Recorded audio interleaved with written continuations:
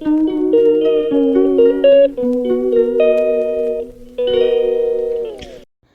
বন্ধুরা, welcome to my channel. এই যে চলে এসেছি সকাল সকাল একটা ভিডিও নিয়ে। আজ রবিবার, আমাদের বাড়ি আসবে, তাই সকাল সকাল রান্না শুরু হয়ে গেছে। সব কিছু কেচি বেটি নিয়ে আমি এই যে মাটন নিয়ে এসেছিলাম, মাটনটাতে মশলাটা মাখিয়ে দিচ্ছি। আজ হবে হান্ডি মাটন। কবে থেকে বলছি যে সেই হাঁড়িতে, মাটির হাঁড়িতে বানিয়ে দাও, তা বানানোই হচ্ছে না। আগের সপ্তাহতেও তো বানানো হয়নি, সেই জন্যে এই সপ্তাহতে হাঁড়ি নিয়ে আসবে ও, দিয়ে বানিয়ে দিতে হবে। আমি এই জন্য এগুলো সব রেডি করে রাখছি, মশলা টশলা মাখিয়ে ঠিক করে রেখে দিই, এটা ম্যারিনেট করে রেখে দিই। আর তারপরে আমি রান্না করব শাক, চাটনি, উচ্ছে ভাজা, এগুলো রান্নাগুলো করে নিই, ভাত, এগুলো রান্নাগুলো করে নিই। এটা মশলা মাখিয়ে রেডি করে রেখে দেবো। তারপরে আসলে হাঁড়ি নিয়ে এসে হাঁড়ির ভেতর দিয়ে বসিয়ে দিলে তো হয়ে যাবে।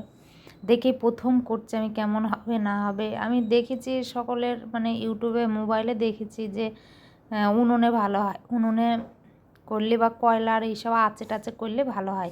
ওই যে আঁচটাতে একদম বন্ধ হয়ে থাকে, ওটাতে ভালো হয়। কিন্তু গ্যাসে ডাইরেক্ট হিট দিই, কেমন হবে না হবে আমার আবার ভয় লাগে। ওই যে হাঁড়ি হয়তো ফেটে গেল, ফেটি হয়তো পড়ে যাবে, কি হবে কে জানে। সে তো বলছে সে করবে এসে রান্না, সে জানে কেমন করে না করে, দেখা যাক এসে কী করে। আমি যে রেডি করে রেখে দিলাম। আর এই যে সবজিগুলো সব হয়ে গেছে, ও চলেও এসেছে, হাঁড়িটাড়ি ধুয়ে রেডি করে দিয়েছে আমাকে। আর এই মাংসের আলুটা আমি আবার একটু ভেজে নিচ্ছি। কতজন এই যে মানে না ভেজেও দিয়ে দেয় ডাইরেক্টের মধ্যে। এই যে হাঁড়িটা ধুয়ে টুয়ে পরিষ্কার করে দিলে ওই যে ধরছে, ওর ভেতরে একটু তেল লাগিয়ে নিয়েছি আগে, তারপরে একটু ম্যারিনেট করা মাংসটা দিয়ে দিলাম। আর একটু হলুদ কম হয়েছিল মনে হয়, ওই জন্য দিয়ে দিলাম। আর আলুটাও দিয়েছি, ভাজা আলুটা। আর ওই একটু গরম তেল কড়ায় ওটা ওর মধ্যে দিয়ে এবার বসিয়ে দেবে। ও আমাকে তো পাঠিয়ে দিল, বলি তুমি সরে যাও, আমি করব। তা আমি এবার একটু একটু গিয়ে দেখছিলাম যে কী করছে। এই যে একটু নেড়ে দিলাম। আর এই বসানো আছে একদম আস্তে করে, হাঁড়িটা দিয়ে বসানো আছে। তারপরে নামিয়ে নিয়ে আসলাম। আবার মুখটা এটে দিল, বললো ভাবটা বার হয়ে যাচ্ছে বলে, দেওয়ার মুখটা ময়দা দিয়ে এইটে দিল একটু। এবার বার করে দেখা যাক কেমন হয়। তো খেতে ভালোই হয়েছিল, খেতে ভালোই হয়েছিল। গ্যাসে বলে ওরকম একটু, আর হাঁড়িটাও বড় হয়ে গেছিলো, হাঁড়িটা একটু ছোটো দরকার ছিল আমাদের।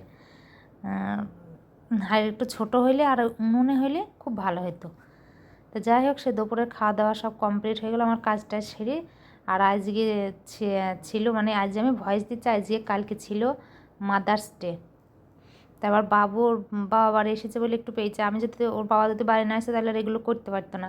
ওর বাবা বাড়ি এসেছে, ওর বাবার সঙ্গে গিয়ে বইকালে একটা কেক নিয়ে এসেছে মাদার্স ডে বলে। এই যে কেক কাটাচ্ছে, আমি এবার সেই চুড়িদার পরে রেডি হয়ে আসলাম। এই যে কেকটা নিয়ে এসেছিলো মিয়ামার থেকে, কেকটা কাটছে। জীবনে কোনো দিন আমার মার জন্যও করিনি, আমি আজ পর্যন্ত, বাবু 12 বছর 11 বছর হয়েছে, 11+ করিনি কোনো দিন এসব কেক টেক কাটা বা কিছু। এবার ওর বাবা বাড়ি আছে, তাই ওর হয়েছে, চলো নিয়ে আসি। সেই জন্য নিয়ে এসে এই যে কেক কেটে, এমনি কেক খাবে বলে গিয়েছিল যে পিস কেক নিয়ে আসবো, দিয়ে গিয়ে আবার নিয়ে এসেছে একটা।